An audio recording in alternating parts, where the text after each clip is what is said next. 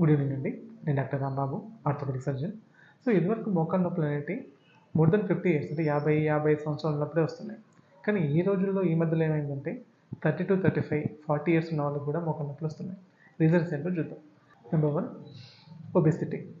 So over weight ఉండడం వల్ల, అంటే 1 కేజీ బరువు పెరగడం వల్ల మోకాళ్ళ మీద 4 కేజీ లోడ్ పెరుగుతుంది. దానివల్ల మోకాళ్ళ నొప్పులు వచ్చే ఛాన్స్ ఉంటాయి. నెక్స్ట్, లాంగ్ స్టాండింగ్ సిట్టింగ్, అంటే ఎస్పెషలీ ఈ సాఫ్ట్వేర్ ఎంప్లాయీస్, డ్రైవర్స్ గంటలు లాంగ్ స్టాండింగ్ కూర్చొని ఉంటారు.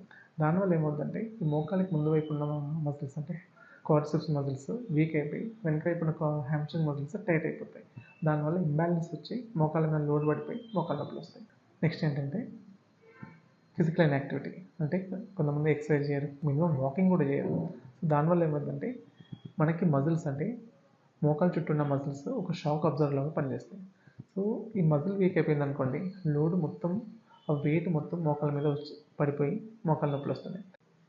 నెక్స్ట్, కొంతమంది ఓవర్ ఎక్సర్సైజ్, అంటే ప్రాపర్ స్ట్రెచింగ్ ఎక్సర్సైజ్ లేకుండా running, jumping, staircase exercise ఇవన్నీ చేయడం వల్ల ఏంటంటే లోడ్ మోకాల మీద చాలా ఎక్కువ పడుతుంది. సో దానివల్ల లోపల ఉండే కార్టిలేజ్ డ్యామేజ్ అయిపోయి సాఫ్ట్గా మెత్తగా అయిపోవడం వల్ల మోకాళ్ళ నొప్పులు వస్తుంది.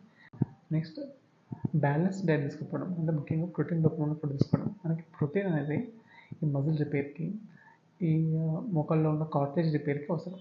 సో ప్రోటీన్ లోపం వల్ల కూడా మోకాళ్ళ నొప్పులు వచ్చే ఛాన్స్ ఉంటాయి. నెక్స్ట్ ఏంటంటే కీళ్ళవాతము, థైరాయిడ్ ప్రాబ్లం ఉన్న వాళ్ళకి కూడా మోకాళ్ళ నొప్పులు వచ్చే ఛాన్స్ ఉన్నాయి. సో మనం మోకాళ్ళ నొప్పులు వచ్చినప్పుడు ఎప్పుడు డాక్టర్ని కన్సల్ట్ అవ్వాలి అనేది నెక్స్ట్ వీడియోలో చెప్తాను. ఈ వీడియో నచ్చితే లైక్ చేయండి, షేర్ చేయండి. Thank you.